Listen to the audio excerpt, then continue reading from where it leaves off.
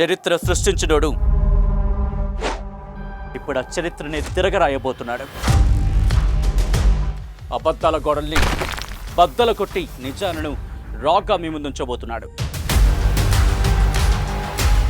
నిజమైన వార్తల కోసం వెంటనే డౌన్లోడ్ చేసుకోండి రా యాప్ని.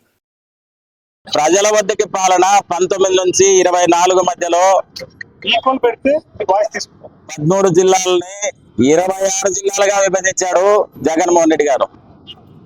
దానికి చెప్పండి, ఒక ముఖ్యమంత్రి గారు మీరు 14 నుంచి 19 వరకు అవకాశం ఇస్తే 13 జిల్లాలే ఉన్నాయి. 19-24 మధ్యలో జగన్మోహన్ రెడ్డి గారికి అవకాశం ఇస్తే 26 జిల్లాలుగా విభజించినాడు. అంటే జిల్లాలు ఒక్కటే కాదు, మండల కేంద్రాల్లో కూడా ప్రజలు ఇబ్బందులు పడుతున్నారని చెప్పి ప్రతి గ్రామ పంచాయతీలో సచివాలయాలు నిర్మించాడు.